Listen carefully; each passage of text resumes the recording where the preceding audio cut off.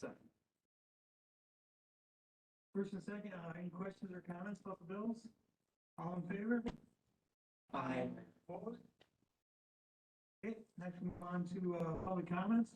If there's anybody in the audience has anything like to say, now would be the time.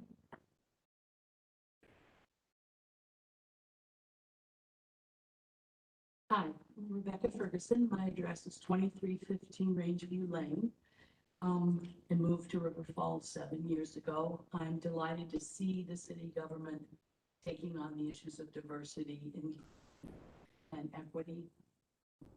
What you all learned to do working with each other will spread out to the rest of the community. So thank you. Anybody else have anything?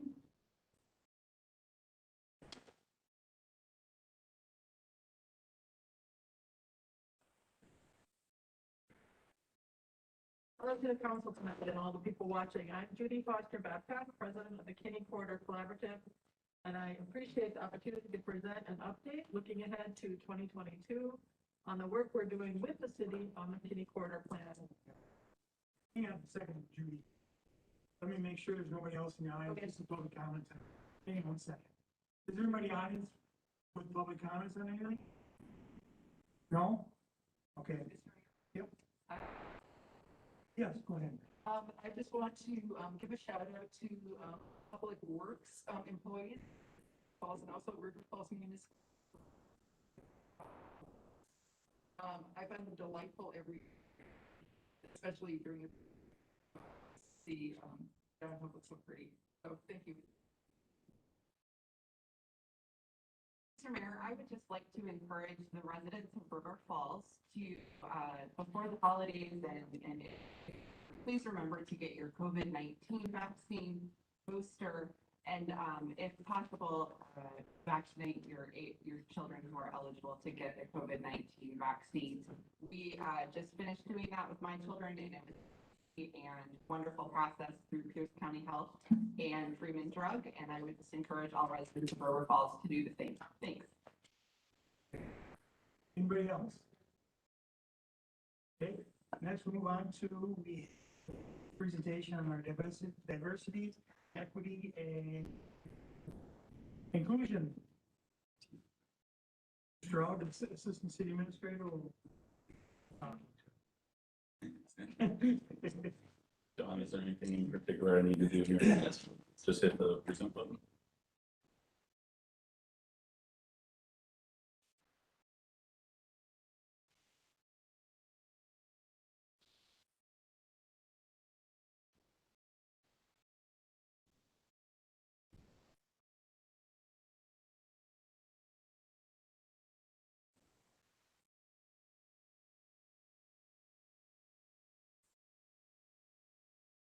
Sir. For the gymnastics. All right, good evening, Mayor and Council. I'm going to spend a brief time with you this evening telling you about our employee diversity, equity, and inclusion team.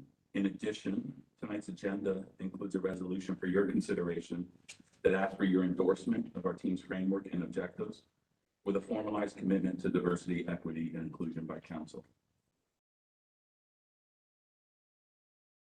So just quick background, for a couple of years now, different staff members within the organization have been exploring different DEI, diversity, equity, and inclusion type efforts and programs. I think the regional and national events of 2020 and ensuing social equity movements served as a catalyst for those efforts, and staff really wanted to roll up their sleeves and see what we could do as we look within our own organization.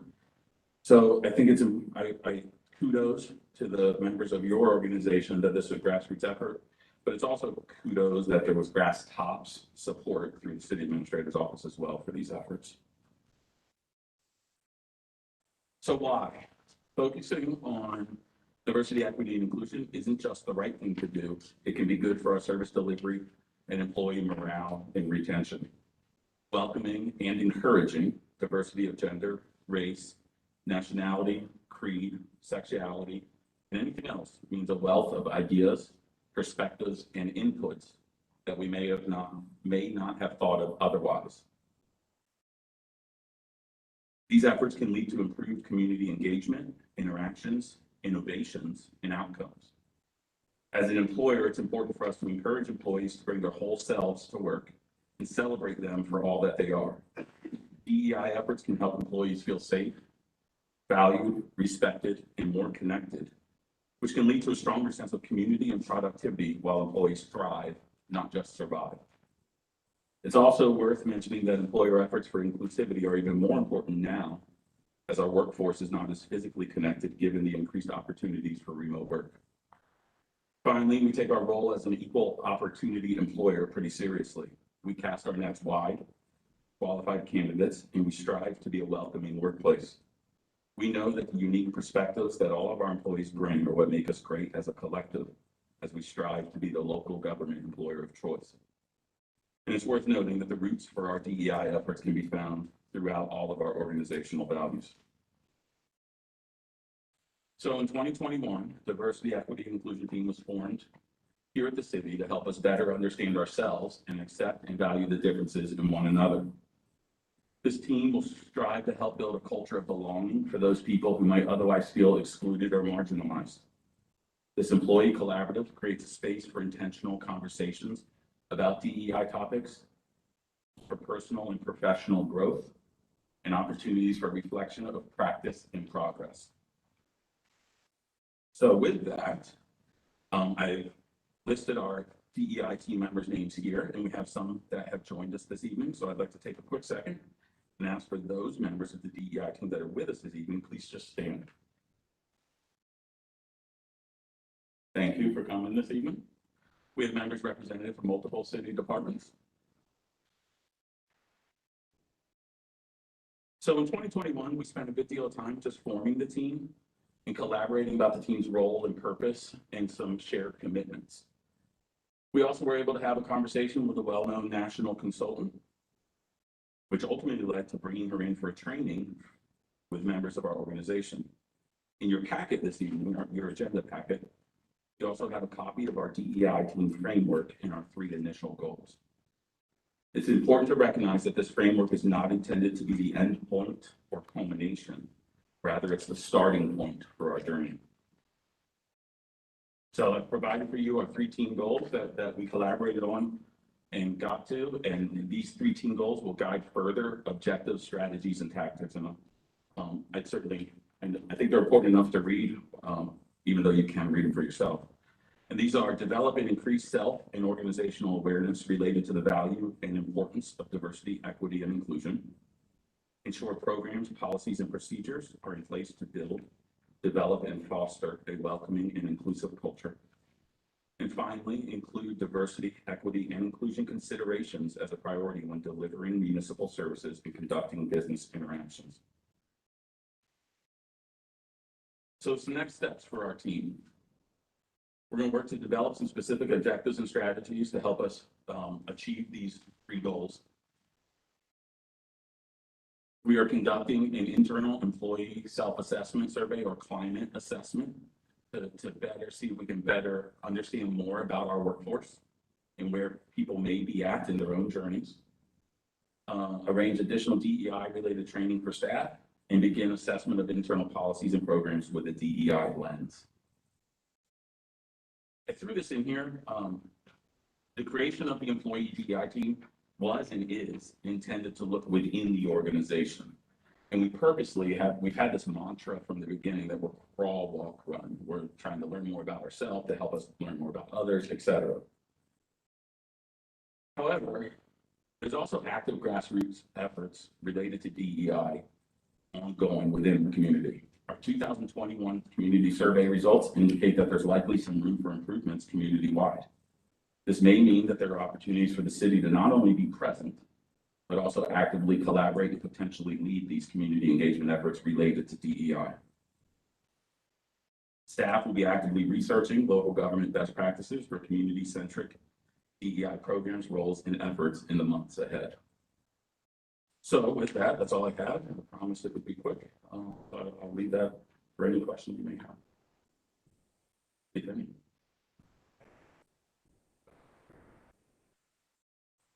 So DEI work is very difficult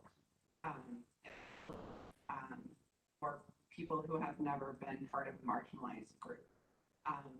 So there's a lot of feelings left, can't fix it, it's comfortable, and that's purposeful. And so, as the employer, how are you guys working on striking that balance? Making sure that employees feel like they can bring them their whole selves, but also recognizing that this work is very uncomfortable for a lot of people, very, very necessary. And that can sometimes conflict. So how is that being addressed? Yeah, I think it's thank you for the question, and it's something I think we've talked through and struggled with to some degree as we learn on this journey. I will tell you, I actively participate with an ICMA equity officer cohort, and the same conversations take place with colleagues in other communities, municipalities. And I think what we're trying to do is first, we worked hard to establish a shared understanding and commitment, and we literally spelled those out to, kind of what are our ground rules and et cetera. We did that with a lot of input from the expert we brought in, Ellie Krug, Siemens International spokesperson. She came in and really told us from the beginning this was going to feel uncomfortable, it's going to feel awkward, it's going to be hard, there'll be resistance, and that's true. And so I think we remain sensitive to the potential impact, but we have good intent, and we just have to remind each other that we're here for the right reasons.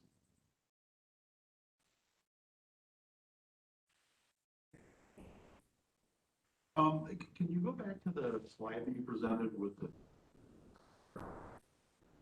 Yeah. And while we're doing that, great to see the city continuing to work on this. I know that River Falls, all of being something that seems much nicer than.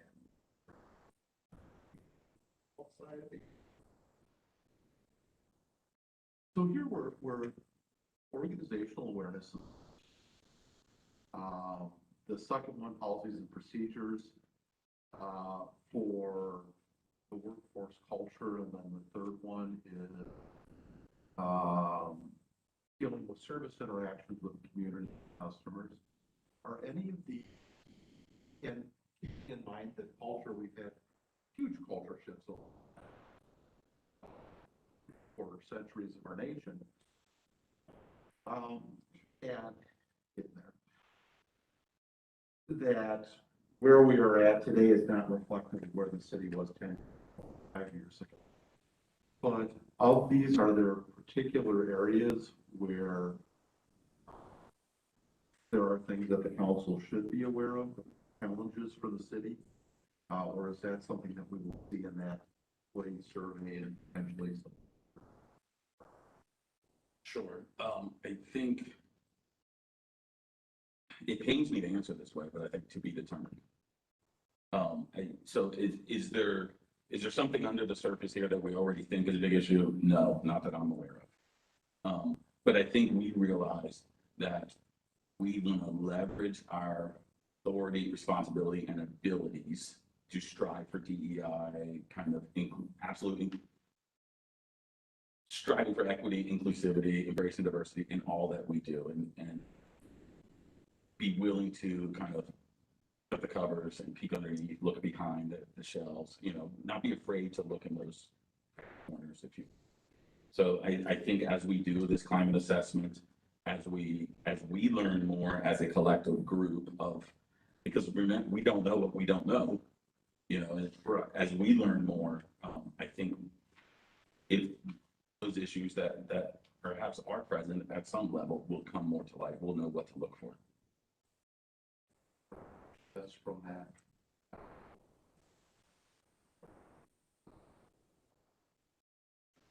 Yeah, thank you.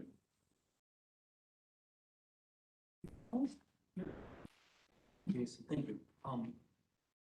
Is there an opportunity for future community surveys, expanded DEI questions? So I think the answer is yes. So if I don't believe I'm mistaken, I think these related questions that I included in which Catherine Paquette had previously shared with you when she reported about the survey, this was the first time these were asked in the survey, Yeah. which leads me to believe these are establishing the baseline and will be asked again. But typically, we have the option to customize about 5 questions in the survey. So I think that is something staff and the council can decide to do. Your surveys is to use kind of one of our 5 questions as an opportunity, if that's the council's pleasure. Thank you for everyone who's working.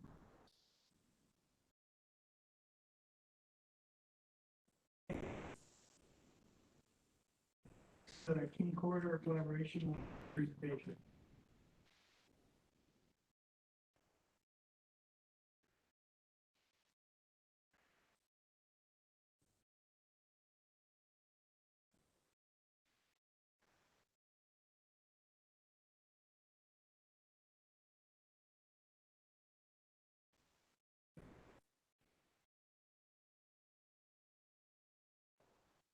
Reboot. Thank you all, and thank you for that presentation. That was very interesting. Realize those statistics from the survey. So great work on the behalf. So I'm Judy Foster Babcock. I am here with Duke Welter of Kinni Corridor Collaborative. We hope Duke will be able to join us by video. If not, you'll be hearing from me for the next few minutes. Either way, we'll present an update to the council, and we thank the council for this opportunity to do forward-looking going on with the Kinni Corridor plan. We've been in partnership with the city, Kinni Corridor, in the end of 2018. Plans to do some of this work in 2020 and 21, but the public health crisis has delayed and deferred some of that activity. John?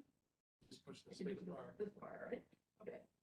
Not gonna read this too. This is our quick source information. Thank you. Entities and organizations that are helping us keep this work on track. As well as a statement of purpose recognizing that this presentation is part of a public meeting. There's introductory information about John and that's me, husband, Dave, and his passion for fishing. Kinni Corridor Collaborative works with the city on the Kinni Corridor plan, which was adopted on January 22nd, 2019. The council may be aware. Vision for the corridor plan is to have a river corridor that will serve as an asset. In the plan are many hopes and dreams for this district, and these outlined here for a project of providing resources, storing the rivers, connecting the community through various community building exercises and activities. Both will include DEA type activities. Strengthening the sense of place and placemaking in our community. We're really looking forward to planning around comprehensive plan, how that will build on the work of the corridor plan. Balancing the desire for public access, property rights, promoting history and the culture of our region, adding other stories we may not, and improving the quality of life over the long. As I mentioned, we have a memorandum of understanding, which was signed by the parties and adopted by August of 2019. We're really happy to be working with you for that agreement. On the left side of the slide talks about the responsibilities that Kinni CC has taken on for philanthropic fundraising, community outreach and education, and bringing together a group of partners to work on the plan. Public benefit. City has their normal responsibilities of governance, oversight, planning, funding capital projects that they adopt, and final project ownership, public assets. Public-private partnership is an innovative model for River Falls. Typically, public-private partnerships are just that, one entity working with the city. In this case, we proposed and the city council adopted 5-sector model called a P5 for short, which brings in philanthropy, nonprofits to people in the public. So what did we do in 2019 and 2020 amongst all the other activities that were delayed? Continue to have one-on-one and small group conversations with key stakeholders and partners. We explored opportunities to pursue grants. Even were successful in implementing a couple of them, although many funders had closed their programs for that. What I wanted to represent here is just the fact that of the 5 sectors we have representation, all of them working at the regional, state, and national, along with all our partners and friends who were involved in the quarter planning.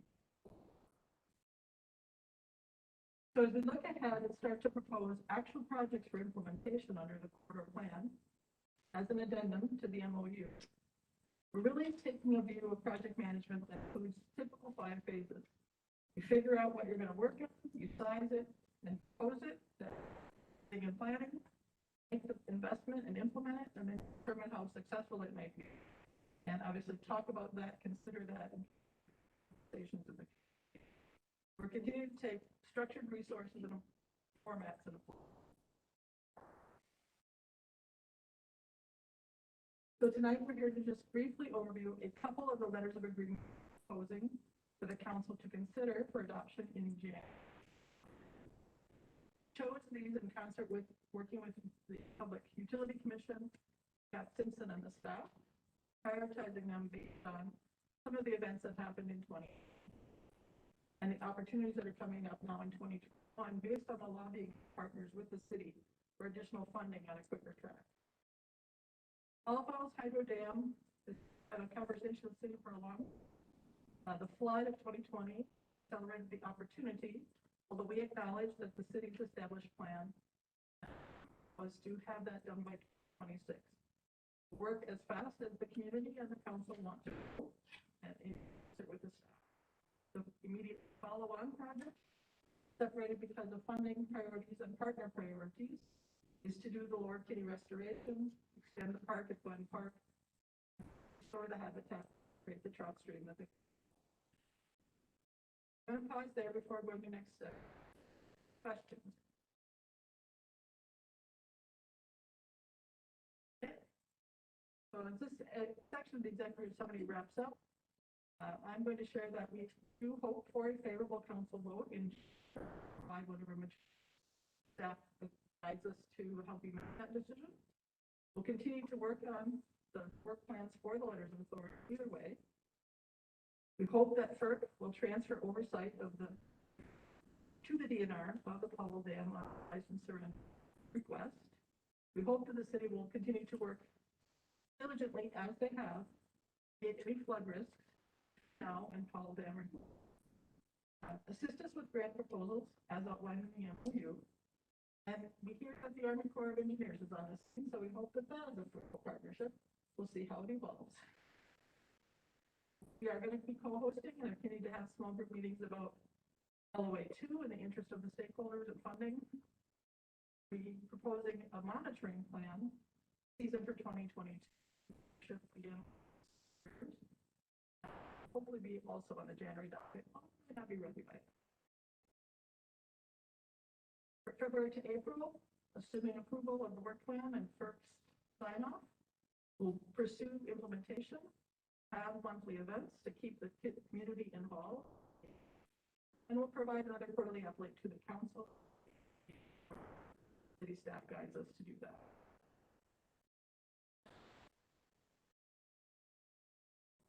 So let's see if you join us.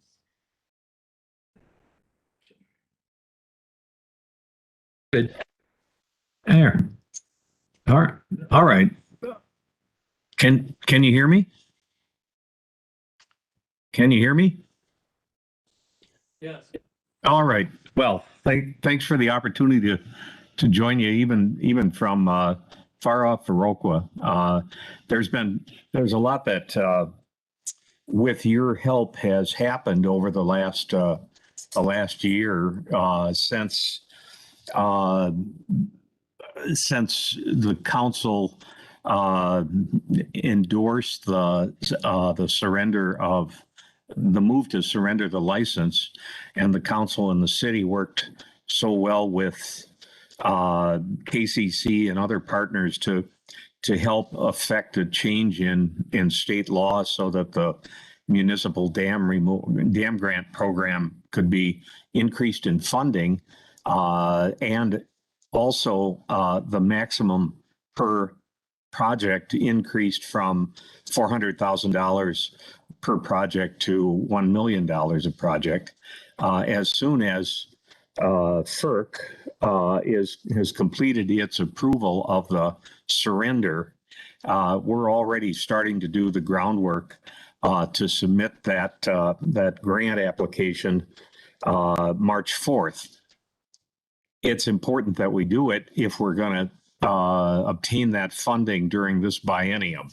Otherwise, we end up with a 2-year wait, and our fingers have to be crossed that that the program would continue in the same fashion. Judy, do you want to go forward? I don't know who's advancing. All right. So this matrix talks about the scope of the Powell Falls decommissioning, and right now we're looking for additional funding sources operating on the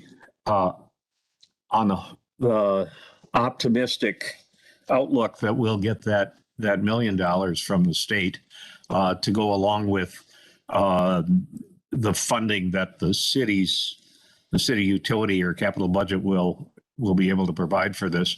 But we believe that we're probably still going to need to raise through fundraising with philanthropic sources somewhere in the neighborhood of $400,000 to $500,000.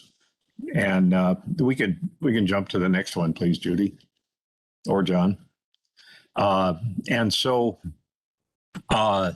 we're already working with a number of different groups, and I can report to you that grant pursuing opportunities with businesses and foundations and other agencies besides Wisconsin DNR are underway, and we've had a good planning session with Ann Herzog-Derwisky, who's a nonprofit development professional, to get started on a capital fundraising campaign. That was just that was last week, and participating in that discussion with KCC, we brought in representatives of the leadership of two Trout Unlimited chapters. You folks are probably familiar with the Kayaptuish chapter, which has spoken for the Kinni since the late 1970s and has been involved in the Kinni corridor plan from day one. But we also have now joined forces with Twin Cities Trout Unlimited, which is the second biggest chapter in the organization in the national organization with over 2,000 members. So between Kayaptuish and its 400 or 450 members or so, and Twin Cities TU, we believe that we've opened the door to individual and other fundraising that we probably wouldn't have had if we a couple of months ago. I'm pretty excited about that, and I've suggested that maybe what we really ought to do is contact all 2,500 of those members and say, just think of the times that you've fished the Kinni over the last 30 years, and why don't you think about contributing $10 a time just to help take the dam out? I figure that would be a nice jump forward, because most of those 2,000 members of Twin Cities TU seem to be on the Kinni on any given evening in the summer. So we have the opportunity at this point to diversify the fundraising and to bring in sort of a traditional capital campaign, plus some strong volunteer support from these two groups as well as other partners that we've already been working with. So right now, I'm really optimistic about where we can go. But in the meantime, keep your fingers crossed with us that FERC will timely come through with its approval of the transfer of jurisdiction, because without that, there's a specific bar in the municipal dam grant program that says no federally licensed dam will be eligible for this grant. So we need to get that taken care of before in time to submit the dam grant application in early March. Okay, you can advance, Judy. So a rough timeline is, the key to all this moving forward has been the June 2020 flooding, and we've been responding to that with each step that the council has taken and that KCC has taken and that now FERC is taking. And you can see where we are on this matrix, and you can see the steps that we need to do over the next 2 years to get this, the necessary approvals and permits, find the funding, finalize the contracts, the plan and the contracts, and get the dam demolished and removed, and the floodplain or the banks sculpted back to recreate a floodplain so this can be so that we're set for sort of the post-removal phase. The last stage of this that's contemplated there is then getting onto the habitat work in the river corridor itself, which is something that Kayaptawish is already working on a high 5 figures pledge toward funding that part of the project. And then, so that takes us up. Ideally, we might well be able to report to you that we have an opportunity to move the timeline on this from 26 to something significantly before that. So I think, I think at this point, I'd probably ask for if any of you have questions about what I've just gone through, and then I'll turn it over to Judy. Yes, Alyssa.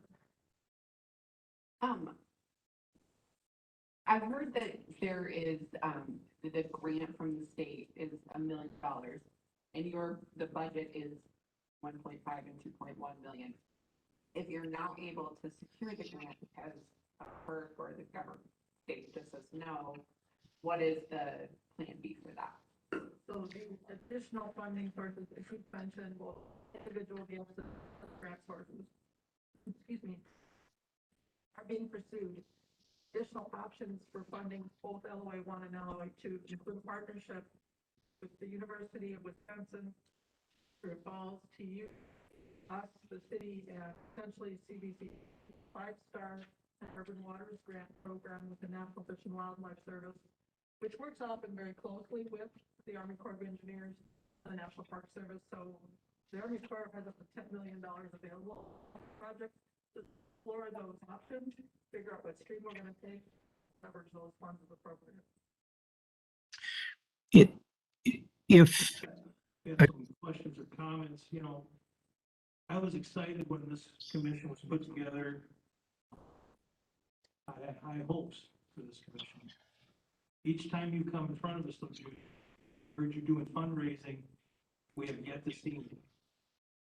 Haven't implemented a project yet, but I appreciate your point, Scott.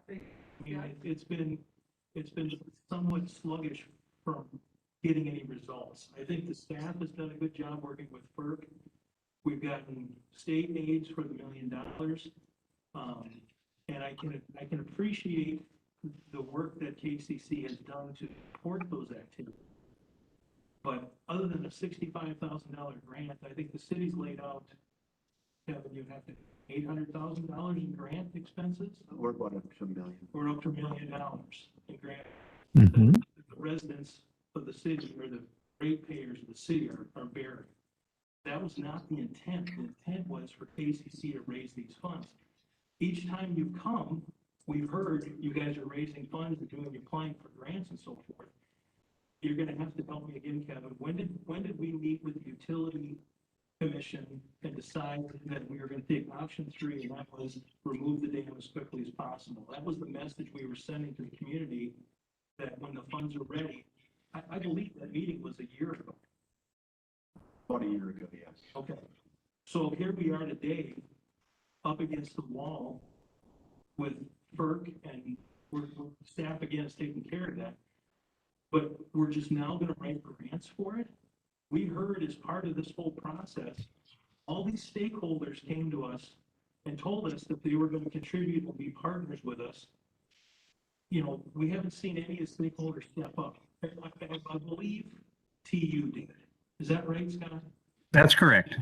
They came in with 60, were they the ones that came in with 65,000? And they're working on a pledge for an additional 75,000. Okay. I can also tell you that there were a significant number of approaches that we made to foundations and businesses for financial support, and they ask how much do you need and when do you need it, and you tell them the city council's timeline on this calls for the removal by 2026, and you don't get very much farther before they say, come on back in 2024 and 2025. Now we have an opportunity to move it forward, and that's where things are starting to pop.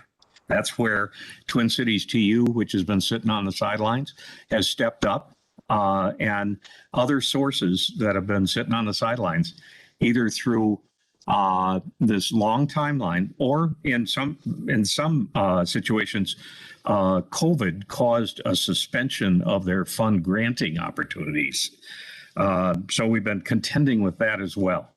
Right now, we're at a place where progress is being made, and each of these steps has been essential to allow us to move forward and be able to come up with a shorter timeline and more accurate funding needs. So we appreciate your patience. But Duke, respectfully, Duke. Yep. We telegraphed to you and to the community a year ago about that we were ready to take the dam out, and we kept hearing at that time, we kept hearing the same message. We can't go to these groups until we know when the dam can come out. Read as a city council and utility commission, the dam should come out at the earliest possible time. Now, that is not, immediately, that's not the next morning. But that means, okay, now you have a date. The date is immediately. And that was a year ago, and we still haven't seen anything. And now I'm hearing you say that you're just now starting to apply for funding. True. So I have to tell you, I'm Well, that's not exactly so. We have applied for funding, and we've been receiving different kinds of responses to grants that we've submitted. And I'm working with the 2 TU chapters to go back to a funder that I was working with as of March of 2020 when they suspended their granting program. Now we need to go back and submit another grant the first part of 2022 to get funding from them.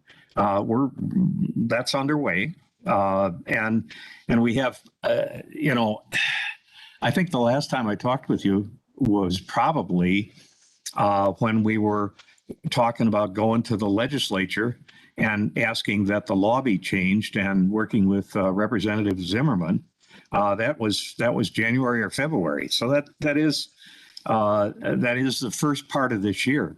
But number one, without the change in the status of the license, you got zero from that program. You'd only get, the only other program available from the DNR was worth $50,000. And if they hadn't changed the law, we would still have a max of 400,000. Now, TU raised $5,000 to pay a lobbyist to help pursue that legislative change. And he worked mightily on that along with our legislative crew in Madison. So we have been making steps forward that have changed the picture for what the city hopefully is going to be able to access. It's not that we have not made progress. And don't get me wrong, I do appreciate the fact that you've been behind the scenes, helping with the lobbying and doing those types of things. I just feel like there's not a lot of contribution that's been made financially. And I'm throwing you in the same group as I'm throwing KRLT and Michael Page's group, the Free the Kinni group. All those groups told us at the time we agreed to remove these dams that there's tons of money out there for us to have. And now nobody's there. And it's incredibly frustrating for myself. I'm not going to speak for the rest of our council members, but I can tell you as a member of the Utility Commission, there's frustration there as well, that this process has not gone as quickly. There hasn't been the measurable traction that I had hoped to see up to this point.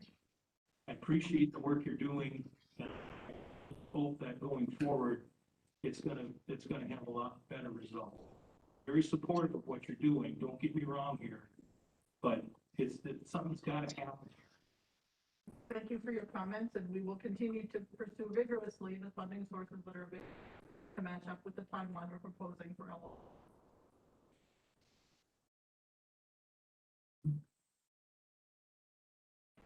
I think you addressed overview for LOA 2, but it doesn't sound like you want to go any more detail. Other questions from the council? So first, thank you for your time and this presentation. I'm going to echo, two members of the council, but I'll echo a little bit what Scott has said as well. A question I have is when you all have board meetings, pretty simple. When I want to see a viability of a group, I'll just look at it. Right now, when you have a board meeting, how many people are participating in the meeting with you? Have an active board of 7, working size group for a brand new nonprofit that's going to be 3 years old in March. We have connections to all of those partners that I listed on the partner slide and meet with them individually rather than having a large board meeting, somewhat out of respect for their schedules, but also because of COVID. All of our meetings are open to the public, and we do record them and put them out on our Facebook. So people can watch them at their leisure. Again. Yes, and so thank you for that. I guess the comment I have is just the extent possible, and it echoes what you're doing on the funding part. It seems that if you can get both wider and deeper into the engagement model, I think that's the time to do it. Because I've looked for information on your page, and it's not that you don't have it there, but a lot of times it's screenshots of how pretty the Kinni is. Which I love the Kinni, so that's fine, but I'm not sure it's big enough from the engagement. So along with your other efforts that you're going to dig into, I think just looking at your online presence and seeing that as a way to drive some engagement might be helpful, especially because of pandemic, because we all have been driven more to our screens.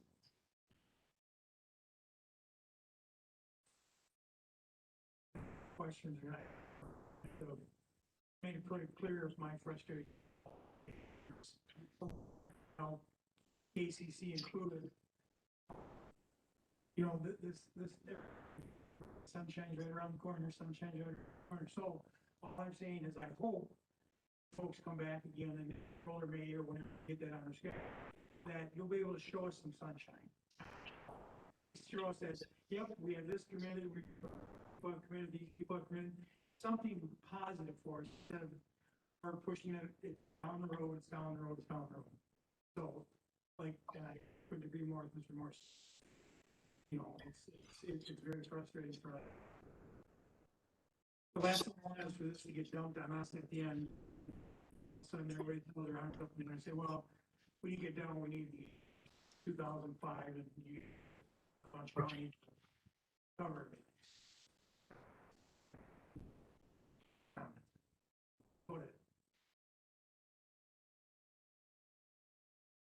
Thank the council for their time and their insights and their recommendations. Certainly will take into account. are working with consultant Nick. That there is a positive start. They're gearing up, and we'll share more about that in April. Thanks, Judy. Thank you. Good night. Thanks, Judy. Yeah. Okay, so we got a little screwed up there. I had something I wanted to say at public comments, I want to say it now. Sorry, you can listen. I wrote it down too, otherwise I'll find something else. So, before I move on to the business portion of the meeting, I want to take a few moments to address the city staff and the citizens of River Falls. First, I want to thank you on behalf of the entire community and the city council, all the city staff, volunteers, and partners. We have accomplished much in this challenging year. I cannot express how much I appreciate all the hard work and dedication of the city employees, and want them to know the community appreciates them also. The city council and I will continue to support them in all of their important work. As we approach the end of 2021, I think it is important to reflect on some of the valuable progress that has been made. Businesses are open. River Falls has a vital business community. We're showing great support for them following a very challenging year. For that, we are all very grateful. There were exciting improvements to both commerce and infrastructure in 2021. River Falls is now home to Tattersall Distilling. The 75,000 square foot distillery, restaurant, and event center is a world-class venue that will expand tourism to River Falls. The Sycamore River Falls at 700 South Main Street will open, providing expanded senior housing for residents who can transition from independent living to memory care within the same facility. That project also brought with it much-needed infrastructure improvements to East Park Street and Sycamore Street, creating accessible paved roads. And Quick Trip has extended with a new store on Cemetery Road. The city works continuously with our business partners in positive development project for the city of River Falls. Cherished traditions of our city have been restored and enjoyed by many of us. This year, we could once again hear children playing in the pool at Glen Park and all the ball fields that surround it. We enjoyed gathering in the River Falls Days events, as well as Bake and Bash, and smaller events that brings together and familiar. I especially appreciated meeting many of you during our council cookouts hosted by the council and the city at 4 different events, at 4 different locations around. These are the things that remind us that despite the chaos we have experienced, we have not lost the most vital aspect of our community, our ability to connect and care for one another. There's still much to be done as we navigate our way into the future. Because I don't have a crystal ball, I can't tell you exactly what that will look like. But I can tell you that we're working very hard to keep moving forward a bright future for the city of River Falls. That, please know that I understand that there are many of you who have faced challenges in 2021, and that many of you still are. Some of you are searching for answers and support. The city of River Falls is committed to putting people first and focusing on continuous improvement. Your experience, insight, and input are vital to the work being done here in the city. I can honestly say that city council, city personnel, and myself are open to hearing from you, responding to your comments. And while 2021 has not been the regular normal year we had hoped for it would be, it can be viewed as one of renewal resilience. Our city is safe, comfortable, and welcoming. We have the great residents of River Falls to thank for entrusting us to do the good work of supporting this vibrant city. So at this, the last meeting of 2021, I want to clearly state thank you for letting that for making this such a great place to be, place to live, place to raise a family, work, and have fun. I look forward to what the new year will bring. I want to wish everyone a wonderful holiday season and a happy. Okay, let's move on to business. Okay, next we'll close the council hearing and open up the public hearing. Request for combination Class B liquor and Class B beer license. JKLM Enterprises, LLC, doing business as Patty's Pub and Boxty House. Everybody in the audience has anything I'd like to say about this? Mr. Mayor, at this time, on the suggestion from the city administrator, or city attorney, this would be the time. 3 questions. City attorney, city. Okay. Right, go ahead. Could I ask, for cooler,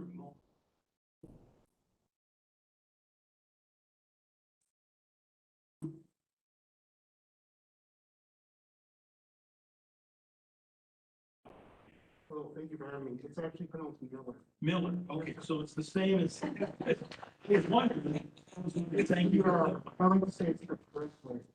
Oh, okay. Kirk, I ask the same three questions of every agent. You've probably been warned by the city clerk. Do you currently hold a responsible server's certificate? Do you understand the role of an agent or the role of an agent? And do you understand that if alcohol-related violation occurs, even if you're not there, it is your responsibility as an agent? All right, thank you. That's all the questions I have. Yeah, I also have been asked, I also been asking questions of the people for the license. My specific area of concern involves over-serving of customers at the establishments in the city. Wondering what your establishment would be like. Thank you for the question. It's something that we take very seriously. Plan on being a reputable, credible business here in the community if approved. We will continue to do consistent training, supporting employees and training of making sure we are providing people the service that they're asking for, but also in a lawful manner. That's important for us to keep an eye on. Pleasure, thank you. Okay, thanks, appreciate it. Thank you. So if there's no other comments from the public on this, close the public hearing and open up the council hearing, the motion on. Mr. Mayor, I make a motion, we approve the combination Class B liquor and Class B beer license for Jake Francis. Second. Questions or comments? Aye. Opposed? Okay, next I'll close council hearing and open up public hearing. Request for combination Class A liquor and Class A beer license for Quick Trip Incorporated, doing business as Quick Trip number 1104, 1536 Cemetery Road. Is there anybody in the audience has anything like to say? Mr. Mayor, if I could, I got this name figured out. It's Lenz, and Mr. Lenz, could I ask you to step up? So you heard the other questions. I'll just run through them again real quickly. You currently hold your responsible server's license or server certificate? Yes, I do. And you understand the role of an agent? Absolutely, yes. And you understand that if an alcohol-related violation occurs, even if you're not there, it's your responsibility? Yes, I do. Thank you. No. Oh, okay. Thanks. No other comments from your audience on this? So we'll close the public hearing and reopen up the council hearing, and we'll take a motion on this. Mr. Mayor, I move that we grant the request for issuance of a combination Class A liquor and Class A beer license to Quick Trip Incorporated, 56 Cemetery Road. Second. First and second, any other questions or comments? Favor? Aye. Opposed? Okay, now close the council hearing, open up the public hearing on ordinance number 2021-12 relating to creating section 16.04.090 of the municipal code relating to applicability of title 16 of the municipal code to condominiums. First reading. Does everybody in the audience have anything like to say? Okay, we'll close the public hearing and open up the council hearing for questions on this, if anybody has it. Mr. Mayor. This is the attorney. So we are still in a framework of code enforcement here creating for our city. Will the code enforcement be in applies to actually real jurisdiction, the township lands, within a certain distance from the boundary? So the keyword is relevant. Does code enforcement relevant? Is it relevant as soon as it's created, or is it better off just based on estimate the value based on subdivisions themselves, and that is a governing force? So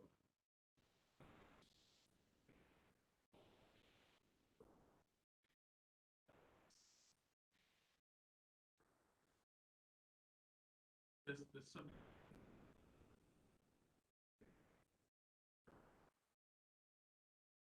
Subdivision.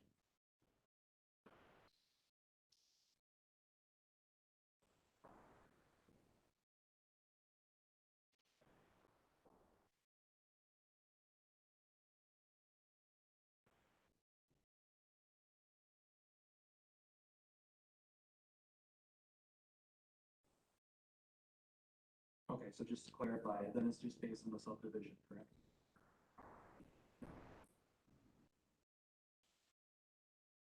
Any other questions on this? The consent agenda. First, the acknowledgement of following minutes from the board of review from 10:06 and 10:26. The Park and Recreation Advisory Board from 9:15 and 11:17. Library Board from 10:04 and 11:01. Planning Commission from 11:02. Facility Advisory Board from 10:18. The WCWBF from 9:30. Falls Housing Authority from 11:10. Next is resolution approving appointment of election inspectors for 2022 and 2023. 9, resolution approving lease between the City of River Falls and Joel O'Malley and the City of Falls and Gary Moulter for farmland and main. 10 is a resolution approving lease between the City of River Falls and the UW River Falls County also. 11 is a resolution approving revision of the purchasing policy at the city. 12 is a resolution approving revision of the fund balance policy at the city. Next one is a resolution approving 2022 through 2023 lease with the River Falls Chamber of Commerce. Next one is a resolution approving public improvements for Peregrine Terrace. Last one is a resolution supporting diversity, equity, inclusion, team framework, and goals. Does anybody want to pull anything? I'd like to pull number. Mary, I'd like to pull number 8 and number 10.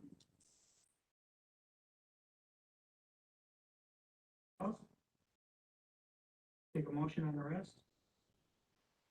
Mr. Mayor, I'll move approval of consent. 11, 12. Second. First and second, any other questions or comments? All in favor? Opposed? Okay, let's see, start number 8. Let's see, pull number 8. I told myself because I need to excuse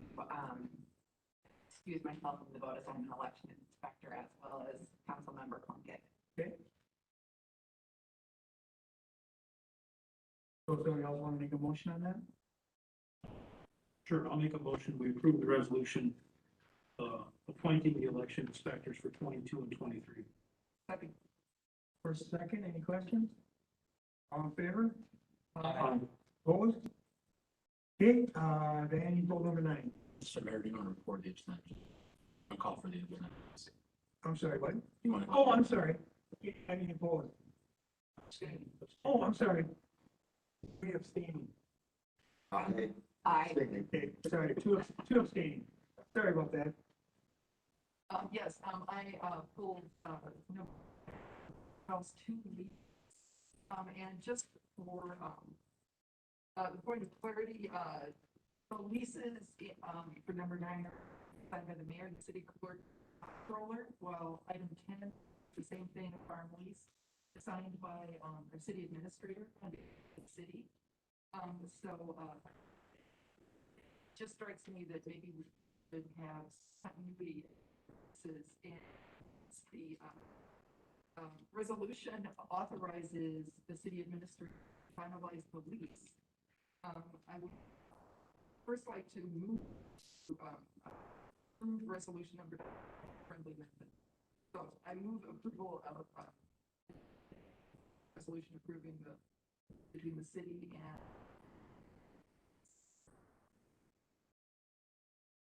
Sorry. and then I would move to amend the 2 weeks to have them signed by Mr. Simpson, the city administrator, on behalf of the city. Second on that. Mr. Mayor, I abstain from both actions as tenants of the land to the customer. I got those amendment and Okay, so I got a first and a second amendment. Are there questions or comments on the amendment? I have a question. Again, I read this earlier today. I just want to refresh my memory. This lease and along with number 10 are just a long lease, correct? Yeah, Okay. that's correct. And as an aside, because this is why I pulled number 10, which also is part of number 9, I have been made aware of some concerns around nitrate levels from runoff from these two properties in that area. And so I'd like to make sure that we keep that in mind. Farming, not a farmer, so forgive me for this. Best practices, land use, making sure that we're protecting our waterways, things like that. I don't know if we can put that into the lease. You own the land, but want to make sure that we are protecting the water for the residents in that. On the record, I'm going to ask some folks to do a need to work with me on more research around that over there. Any other questions on the amendment? Okay, all in favor of the amendment? I, Opposed? Okay, we got first and second on the original resolution. Questions or comments on that? yeah, follow up with what. I understand that we do a long-term city policy on land.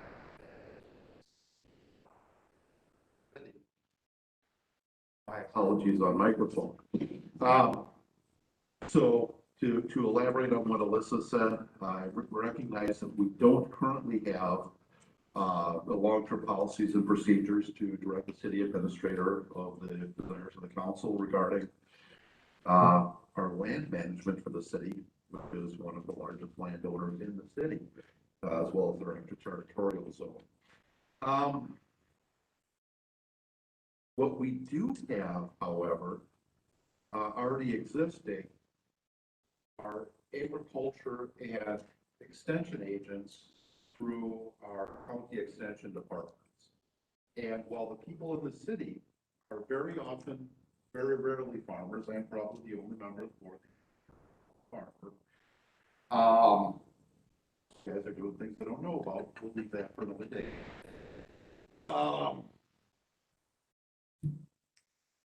And the extension agents, along with the Natural Resource Conservation Services, have a set of practices that they follow. I believe it's Code 590 is referred to as a nutrient management plan. That's what a farm operator would have to ensure that we do not further contribute to the problem of nitrogen. No cause problems for babies, pregnant women, and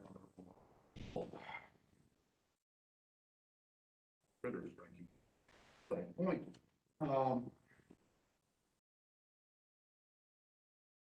One potential method of alleviating the land use responsibility and practices from city staff, who admittedly are not specialists, transferring that responsibility to, in fact, that is what they do for their job, management to a large degree for farmers, is to require that these particular leases, get future policy at some other time, that the farmers implement and follow a nutrient management plan compliant with Code 590 of the NRCS. And we, oh geez, my apologies. Code 590 of the NRCS. And have that plan, I don't know if we want to say administered or supervised or checked by our county extension agent. We can include a clause to that purpose if that was your intent. And I also want to do some follow-up from city staff on the issue of nitrates in the water. Because that is something that I don't have a lot of information about currently. Something that I think we have to know about whether or not.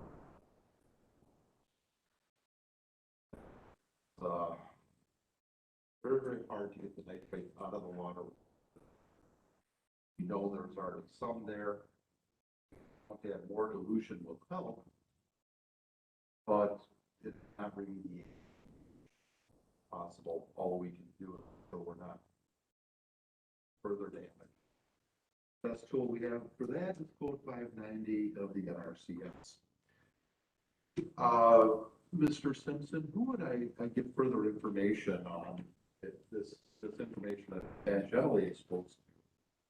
Nitrate levels in the wells in excess of 10 parts per million. What do we know about that? And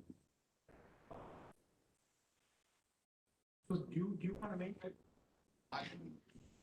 Yeah. Hey, Ben, are you looking to make a an amendment to this resolution? Are you okay with this resolution the way it is? I think that, before I would vote for this resolution, I would want to take an amendment to it, but before we do that, I think that So you're, so that's served by, operating from a position of full information. okay, so you have that information? We probably don't have that information.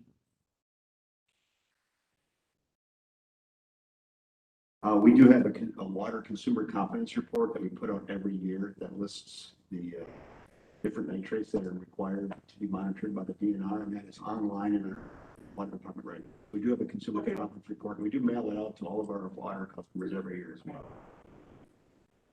I think the issue being raised tangential, it's not really city wells. Clarify that. So I believe I have been contacted by one resident outside the city using a concern about nitrate tests on the university farm itself, which is not the property that we're talking about. Number 10, no. Correct. Yeah. Well, and it's not, we're not talking about our land, wells on our property. Okay, we're talking about, new Wells. management practices on the university land, which we have really no say over. That's fairly state as far as regulation. I think it's fair to say that the activities occurring on impact water outside the land releasing. Right now, I don't have practices going on in our property that specific wells.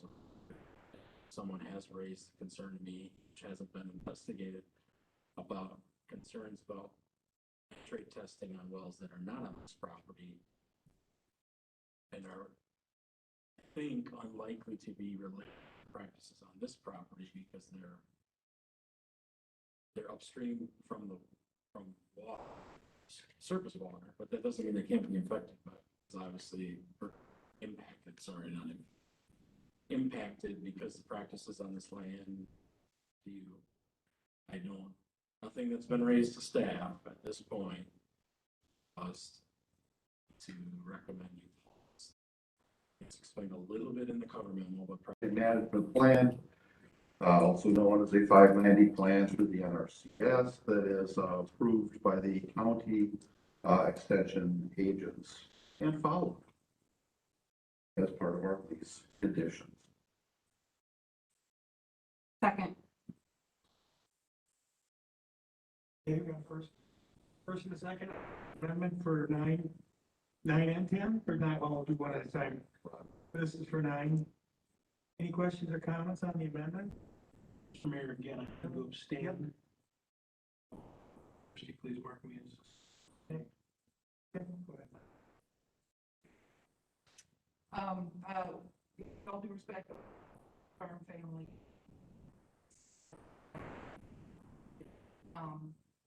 This is a 1-year lease, and I feel from the decision on the requiring additional things that may in fact not be needed for farm situation already. So. Anybody else have any comments on this? Mr. Mayor, I have a comment. Yep, go ahead. think what we do know is that there is a need for a comprehensive plan to address the environmental impacts, which development standards and what best practices are. The 590, I'd like to see more information in front of me. I'm not necessarily against it, but I think I need to have that more information if I was to go forward with that today. So I appreciate that, but I would encourage you to be counsel for all of us to look at. We got a first and a second on the amendment. All in favor? Aye. Opposed? No, Okay. Chris, did you get that? Go ahead. You need roll call? Yep, yeah, we can roll call. Roll call, so, Just to clarify. Yep. The amendment's been taken, so you should, the same way Yep. that you just voted.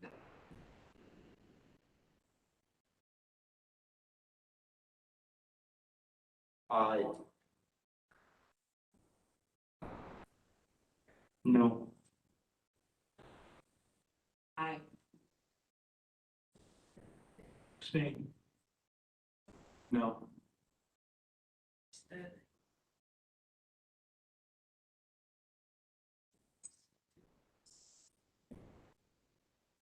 let's see. So I think we still got to vote on the original. So I got a first and second on the original resolution. Any other questions or comments on the original resolution? In favor? Aye. Opposed? Opposed? Okay, next move on to 10, that was, Alyssa, you pulled number 10. It's in the same vein as number 9. Okay. Just with some concerns, but I think I agree, we need to have some more information in front of us and, work with partners and the universe. Really get all the information. That was why I moved, resolution for Falls and UW River Falls, the Man Valley property for 1 year. Second. Okay, first and second, questions or comments? I have the same issue here, in addition to the road cropping that the two farmers referred to in item number 9 are doing. Item number 10 contains a 590 head cattle herd. I don't know if any of you folks have been on a farm. My grandfather about 8 cows. That was a big farm back in those days, back in the day. 590 units is not 8 cows. It puts around somewhere around 70 times typical output cows, maybe 75 times. Doing my math roughly here. That is a concern and a potential for nitrate pollution that we would be remiss as landowners to not ensure that we have done proper due diligence for signing a contract. I support a contract that does not have proper due diligence included in it. Once again, make a motion to amend this to include fire, a nutrient management plan consistent with Code 590, the NRCS, to be administered by the extension agents. Not something that Second that one. Okay, got first and second, questions, yeah, Mr. yes. So, first and second on amendments. what I'm calling the question, don't we? Oh, I'm sorry, let's vote on calling question. oh, I'll second the call. Okay, sorry. Everything straight here. Okay, so vote on calling question, all in favor of calling question? Aye. Opposed? Okay, next we'll vote on the amendment to Ben's amendment, creating the 5 Nutrient management plan. All in favor of that? I Aye. Opposed? Got that, Christie?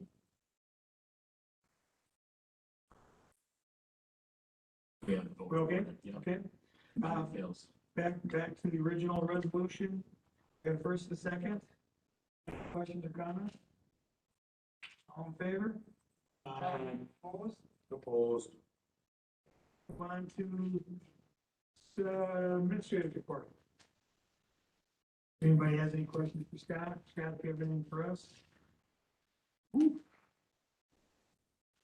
have a couple of things, Mr. Mayor. I want to, on the snow event, I want to thank, city staff who worked, that event. We did have a larger than expected snowfall, so it's a change for us to see that the forecast is about snow than what we thought. So, I guess Snowmageddon came this time.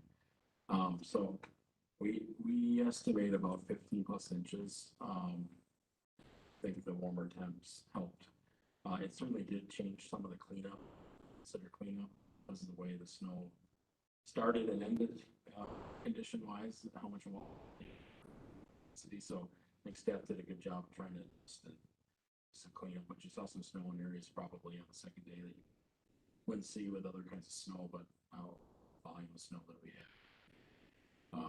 Staff's made its way around the city. Just a reminder to the council and to the community that every snow event, this is really a operation for us because of initial response. Then we do even odd, and then downtown. In that, besides the down, this type of heavy. So the initial kind of response is 3 days. It's take us some time to work. And then in this case, so since those 3 days are over, we try to get the crew arrested, but then they're back out doing catch basins and other things that need to be done. Just addressed where the snow may or congregated. It's another thing. So appreciate the effort. Certainly, I'm glad that the temperatures helped us out on that. Certainly has been.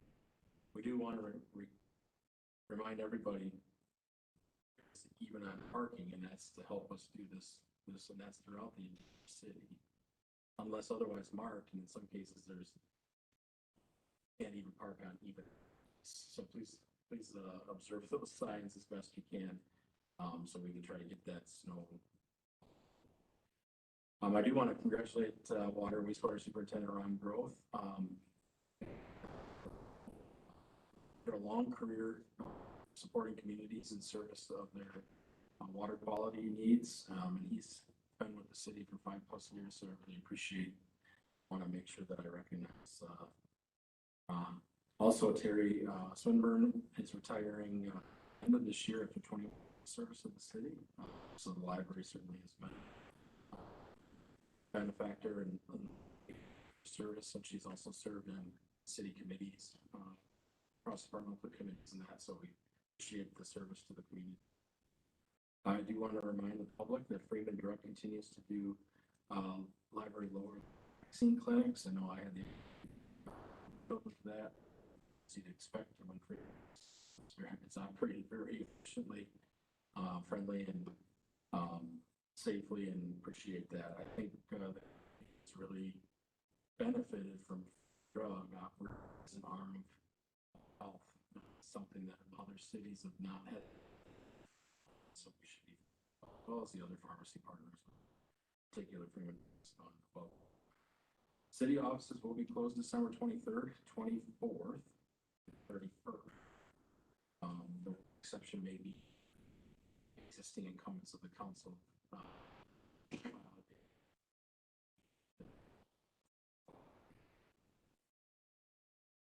We do want to wish everybody the happiest holidays, and we're happy to serve them. I want to talk, this will be the last council meeting scheduled for 2021. The next council meeting will be January 11th. Just to add on to the mayor's comments, extent I can, appreciate those words of staff, and I just want to, on behalf of the staff, again, too, that River Falls is different. Here is a good thing for staff. Tremendous support from the residents of River Falls, the nonprofits in River Falls, the business operators, the visitors of River Falls. This has been a couple of years here of non-ideal conditions, I think. asset management school, so, us to kind of support each other, and I certainly think staff appreciative of the way things are here and works with us and good interaction with them. So with that, I just want to thank you for a good 2021 considering. Yeah, or maybe this is a question for Operations Director Stifter, but can you refresh, without taking us way down the rabbit hole, refresh the memory of when we put is it magnesium chloride streets prior to the pre-treat? During this event, or do you mean just in general? In general, I didn't see it on the streets this event, and I was surprised I didn't. In general, we pre-treat based on the forecast, the temperatures, and also what type of precipitation we might have. Okay. So to the extent that there might be mixed precipitation, elaborate if you'd like. Yeah. We did preach. Oh, we did, okay. Yeah, magnesium chloride will only use at cold temperature, so, salt brine, we do spike with just a little bit of wheat, magnesium chloride kind of alternative. But we did run the Friday. Again, you're gonna have mixed precip, rain stuff in advance. We won't because it was dilute, washout, be a waste. Okay. But we did on Friday because it was, snow. But we did treat. So, but yeah, we did for that. Okay, thank you. And it would have been a different driver than our typical setup based on retirement. So I know I saw the new driver and put trip fuel in it. So, but I think that's also something that the council should be proud of is we've had a number of retirements. We've got a lot of people in different seats than they've been. In some cases, different types of vehicles and different parts of our snowplow operation. And I think this crew's done a great job adjusting to the staff training. Certainly we're going to feel some difference between somebody who's done the job and somebody that's just learning the job. Response overall, it was hard to find spots.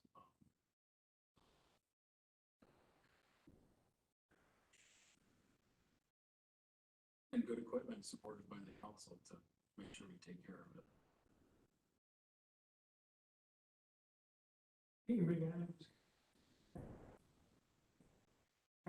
The Comptroller's report, Ms. Levine. Thank you. This is the Comptroller's report for November 2021. General fund revenues through the end of November were $11,015,313, or 99% of the budgeted revenues. Revenues through November included $1,679,570 state shared revenue. Expenditures for the same period were $10,986,620, or 96% of budgeted expenses. So expenses through November did $242,179 for the 2021 mill overlay project. Net revenues over expenditures as of November 30th were $128,690. Okay, I'd like to make my appointments, appointments.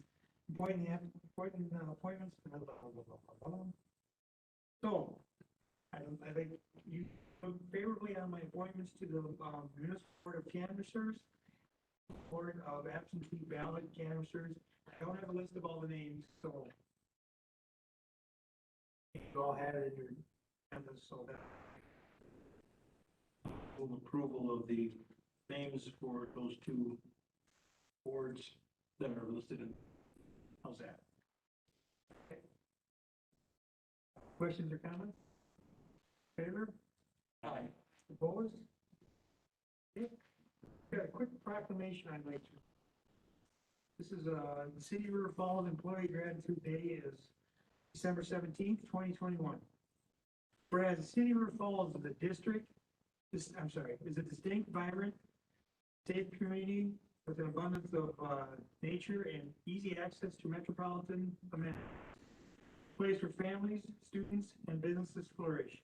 And whereas our employees put people first, pursue excellence with integrity, embrace change, serve our community, and consider future generations. And whereas the public employees working for the city are critical to our success as an organization and as a community. And whereas city employees are recognized by the public as being courteous, knowledgeable, responsive. Whereas it is important to demonstrate that gratitude. Now therefore be it resolved that I, Dan Tolan, Mayor of the City of River Falls, do hereby proclaim December 17th, 2021 to be the City Employee Gratitude Day in the city of River Falls, Wisconsin.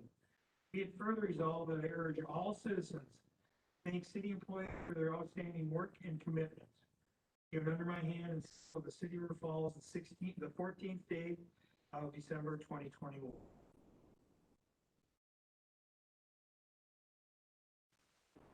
Usually it's not. I make a motion, we adjourn. First, second to adjourn. All in favor? Aye. Opposed? We're adjourned.